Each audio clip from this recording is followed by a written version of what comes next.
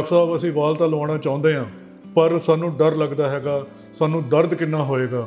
ਮੇਰੇ ਦੋਸਤੋ ਬੇਫਿਕਰ ਹੋ ਜਾਓ, ਇਹ ਬਿਲਕੁਲ पेन फ्री प्रोसीजर हो गया हैगा। Any pain? No pain. किसी किस्म की कोई दर्द? नो। कोई तकलीफ? No. Ultra refined bio FUE ਇਹ ਕੱਟ ਬਿਨਾ ਕੱਟ ਤੋਂ ਟੈਕਨੀਕ ਹੈ। ਕੋਈ ਸਟਿਚ ਨਹੀਂ ਲੱਗਦੇ, ਕੋਈ ਬਲੱਡ ਨਹੀਂ ਨਿਕਲਦਾ, ਕੋਈ ਟਾਂਕੇ ਨਹੀਂ, ਕੋਈ ਖੂਨ ਨਹੀਂ ਵਗਦਾ, ਕੋਈ ਨਿਸ਼ਾਨ ਨਹੀਂ ਪੈਂਦਾ ਤੇ ਇੱਕ ਦਿਨ ਦੇ ਵਿੱਚ ਇਨਸਾਨ ਦੀ ਰਿਕਵਰੀ ਹੋ ਜਾਂਦੀ ਹੈ। ਨੀਡਲਲੈਸ ਅਨੈਸਥੀਸੀਆ ਆ ਗਿਆ ਹੈਗਾ ਜੀ, ਬਿਨਾ ਸੂਈ ਤੋਂ ਬਿਨਾ ਟਾਂਕੇ ਲਾਏ ਹੋਏ ਅਸੀਂ ਸਿਰ ਨੂੰ ਸੁੰਨ ਕਰ ਲੈਂਦੇ ਹਾਂ ਜੀ, ਤੇ ਬਾਲਾਂ ਦੀਆਂ ਜੜ੍ਹਾਂ ਸਿਰ ਦੇ ਪਿੱਛੋਂ ਗਿੱਚੀ ਚੋਂ ਕੱਢ ਕੇ ਗੰਜੇਪਨ ਵਾਲੀ ਜਗ੍ਹਾ ਤੇ ਲਗਾ ਦਿੰਦੇ ਹਾਂ, ਜਿਹੜੇ 10 ਦਿਨ ਤੋਂ ਬਾਅਦ ਸਿਰ ਪੂਰੀ ਤਰ੍ਹਾਂ ਸਾਫ਼ ਹੋ ਜਾਂਦਾ ਹੈ। ਸਿਰ ਤੇ ਛੋਟੇ ਛੋਟੇ ਵਾਲ ਨਜ਼ਰ ਆਉਂਦੇ ਹਨ। ਐਂ ਲੱਗਦਾ ਉਸ ਇਨਸਾਨ ਨੇ ਕੋਈ ਵੀ ਟ੍ਰੀਟਮੈਂਟ ਨਹੀਂ ਕਰਾਇਆ। ਐਂ ਲੱਗਦਾ ਕਿ ਸਿਰ ਤੇ ਇਕੱਲੀ ਮਸ਼ੀਨ ਫੇਰੀ ਹੈ ਤੇ ਪੂਰੇ ਸਿਰ ਤੇ ਨਿੱਕੇ ਨਿੱਕੇ ਵਾਲ ਨਜ਼ਰ ਆਉਂਦੇ ਹਨ। ਦੋਸਤੋ ਸਾਡੇ ਕੋਲ ਇੱਕ ਸੈਂਟਰ ਤੇ 15 ਤੋਂ 20 ਬੰਦਿਆਂ ਦਾ ਸਟਾਫ ਹੈਗਾ, ਜਿਹਦੇ ਵਿੱਚ 3 ਤੋਂ ਲੈ ਕੇ 4 ਡਾਕਟਰ, ਬਾਕੀ ਕੁਆਲੀਫਾਈਡ ਟੈਕਨੀਸ਼ੀਅਨਸ ਹਨ ਤੇ ਹਰ ਇੱਕ ਚੀਜ਼ ਡਿਸਪੋਜ਼ੇਬਲ ਹੈ। ਸੋ ਇਸ ਕਰਕੇ ਕਿਸੇ ਕਿਸਮ ਦੀ ਕੋਈ ਫਿਕਰ ਦੀ ਗੱਲ ਨਹੀਂ। ਸਾਡਾ 에ਅਰਪੋਰਟ ਪਿਕਅਪ ਫੈਸਿਲਿਟੀ ਹੈਗੀ ਹੈ, ਉਹਨਾਂ ਨੂੰ ਇੱਥੇ ਰੱਖਣ ਦੇ ਵਿੱਚ ਹੋਟਲ ਬੁੱਕ ਕਰਾਉਣ ਦੀ ਫੈਸਿਲਿਟੀ ਹੈ ਤੇ ਟ੍ਰਾਂਸਪਲਾਂਟ ਹੋਣ ਤੋਂ ਬਾਅਦ ਉਹਨਾਂ ਨੂੰ ਵਾਪਸ 에ਅਰਪੋਰਟ ਪਹੁੰਚਾਉਣ ਤੱਕ ਸਾਡੇ ਕੋਲ ਹਰ ਕਿਸਮ ਦਾ ਇੰਤਜ਼ਾਮ ਅਵੇਲੇਬਲ ਹੈਗਾ।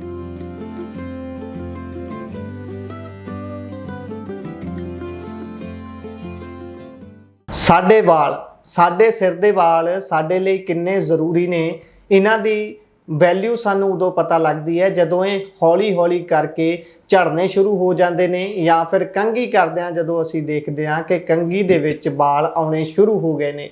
ਇਸ ਦੇ ਬਹੁਤ ਸਾਰੇ ਕਾਰਨ ਮੰਨੇ ਜਾਂਦੇ ਨੇ, ਪਰ ਡਾਕਟਰੀ ਭਾਸ਼ਾ ਦੇ ਵਿੱਚ ਇਸ ਦੇ ਕੀ ਨੁਕਤੇ ਨਜ਼ਰ ਨੇ ਉਹ ਵੀ ਸਮਝਦੇ ਹਾਂ, ਕਿਉਂਕਿ ਅੱਜ ਗੱਲਬਾਤ ਵਾਲਾਂ ਦੇ ਬਾਰੇ ਹੋਣੀ ਹੈ। ਵਾਲ ਝੜਦੇ ਕਿਉਂ ਨੇ, ਕਿਵੇਂ ਝੜਦੇ ਨੇ, ਇਹਨਾਂ ਦਾ ਹੱਲ ਕੀ ਹੈ ਤੇ ਇਹ ਹੱਲ ਕਰਾਉਣ ਦੇ ਲਈ ਭਾਰਤ ਦੇ ਵਿੱਚ ਕਿੰਨੇ ਕੁ ਲੋਕ ਅੱਗੇ ਆਉਂਦੇ ਨੇ, ਕਿਉਂਕਿ ਇਸ ਨੂੰ ਬਹੁਤ ਪੇਨਫੁਲ ਵੀ ਮੰਨਿਆ ਜਾਂਦਾ ਹੈ। ਲੋਕਾਂ ਦੇ ਮਨ ਵਿੱਚ ਕਈ ਤਰ੍ਹਾਂ ਦੇ ਡਰ ਵੀ ਹੁੰਦੇ ਨੇ ਕਿ ਭਾਈ ਜਿਹੜੇ ਵਾਲ ਸਿਰ ਤੇ ਹੈਗੇ ਨੇ ਕਿਤੇ ਉਹ ਵੀ ਨਾ ਗਵਾ ਲਵਾਂ।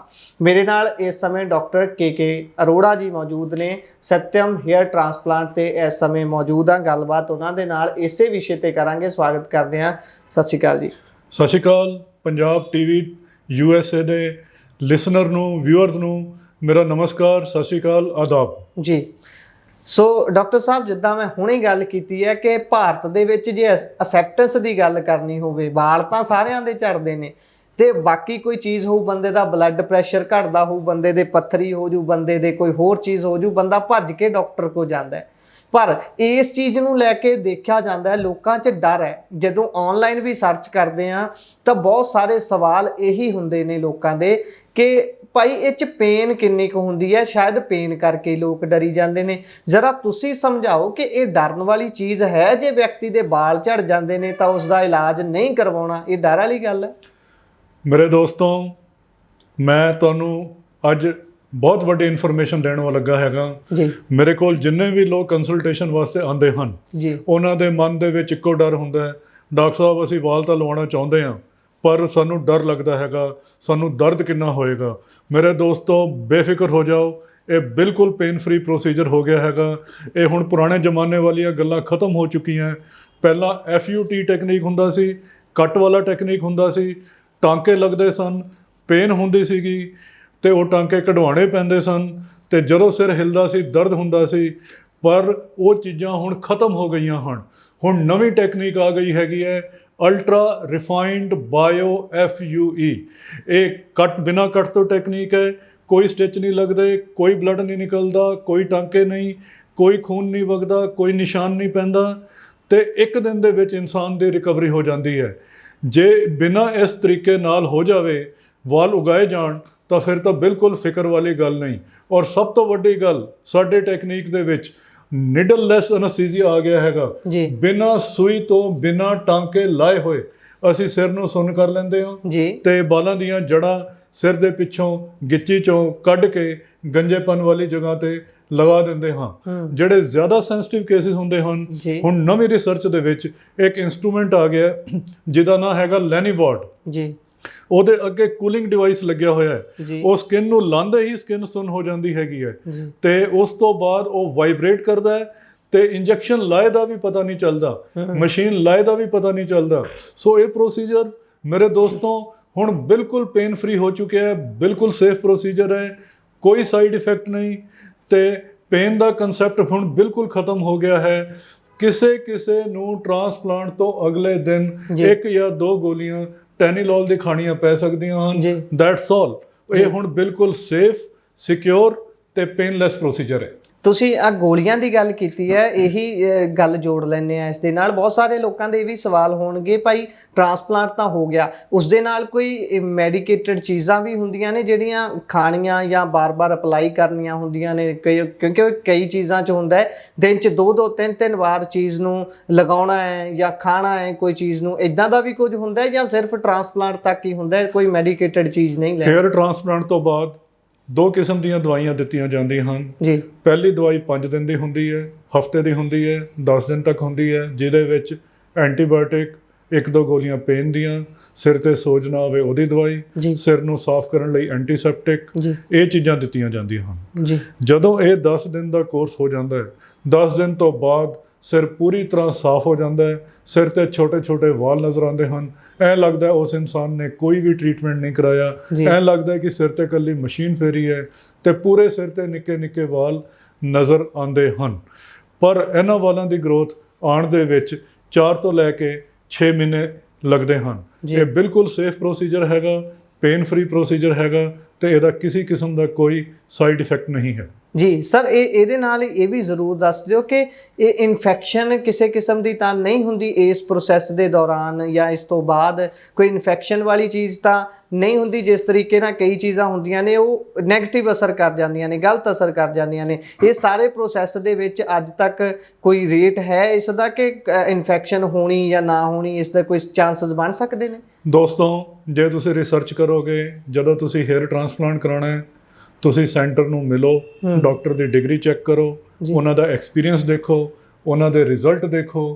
ਹੁਣ ਕੀ ਹੋਇਆ ਕਿ ਦੇਖਾ ਦੇਖੀ ਹੁਣ ਬਾਰਬਰਸ ਨੇ, ਸੈਲੂਨ ਵਾਲਿਆਂ ਨੇ ਵੀ ਟ੍ਰਾਂਸਪਲਾਂਟ ਕਰਨਾ ਸ਼ੁਰੂ ਕਰ ਦਿੱਤਾ ਹੈ। ਜੀ। ਥੋੜੇ ਟਾਈਮ ਲਈ ਲੜਕਾ ਕੰਮ ਕਰਦਾ ਹੈ ਤੇ ਆਪਣਾ ਸੈਂਟਰ ਖੋਲ ਕੇ ਬੈਠ ਜਾਂਦਾ ਹੈ, ਕਿਉਂਕਿ ਇੰਡੀਆ ਦੇ ਵਿੱਚ ਰੂਲਸ ਰੈਗੂਲੇਸ਼ਨਸ ਉਨੀਆਂ ਸਟ੍ਰਿਕਟ ਨਹੀਂ ਹਨ। ਜੀ। ਜੇ ਦੋਸਤੋ ਤੁਸੀਂ ਆਪਣਾ ਕੰਮ plastic surgeon, Satyam hair transplant ਜਾਂ ਹੋਰ ਕਿਸੇ ਕੁਆਲੀਫਾਈਡ ਡਾਕਟਰ ਤੋਂ ਕਰਾਉਂਦੇ ਹੋ ਤਾਂ ਇਹ ਬਿਲਕੁਲ ਇਹਦਾ ਕੋਈ ਸਾਈਡ ਇਫੈਕਟ ਨਹੀਂ, ਕੋਈ ਇਨਫੈਕਸ਼ਨ ਦਾ ਚਾਂਸ ਨਹੀਂ। ਸਾਡੇ ਕੋਲ ਸਭ ਤੋਂ ਵੱਡਾ ਸਟਰਲਾਈਜ਼ਰ ਹੈ, ਜੀ। ਸਾਰੀਆਂ ਚੀਜ਼ਾਂ ਡਿਸਪੋਜ਼ੇਬਲ ਵਰਤੀਆਂ ਜਾਂਦੀਆਂ ਹਨ, ਪੂਰੇ ਕੁਆਲੀਫਾਈਡ ਟੀਮ ਹੈਗੀ ਹੈ, ਐਕਸਪੀਰੀਅੰਸ ਸਟਾਫ ਹੈ। 15 ਸਾਲ ਤੋਂ ਅਸੀਂ ਹੇਅਰ ਟ੍ਰਾਂਸਪਲਾਂਟ ਕਰ ਰਹੇ ਹਾਂ ਤਾਂ ਤੁਹਾਨੂੰ ਕੋਈ ਡਰਨ ਦੀ ਗੱਲ ਨਹੀਂ।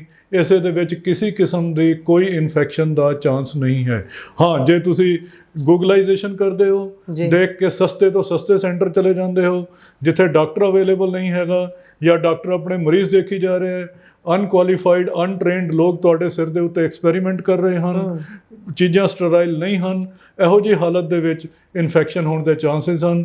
ਵਾਲ ਉਗਣਾ ਤਾਂ ਦੂਰ, ਸਕਿਨ ਵੀ ਖਰਾਬ ਹੋਣ ਦੇ ਚਾਂਸਸ ਹਨ। ਸੋ ਦੋਸਤੋ, ਜੇ ਹੇਅਰ ਟ੍ਰਾਂਸਪਲਾਂਟ ਕਰਾਉਣਾ ਹੈ ਤਾਂ ਡਾਕਟਰ ਨੂੰ ਵਿਜ਼ਿਟ ਕਰੋ, ਉਹਨਾਂ ਦੇ ਰਿਜ਼ਲਟ ਦੇਖੋ, ਤਸੱਲੀ ਕਰੋ ਤੇ ਫਿਰ ਜਾ ਕੇ ਆਪਣੀ ਅਪਾਇੰਟਮੈਂਟ ਬੁੱਕ ਕਰੋ।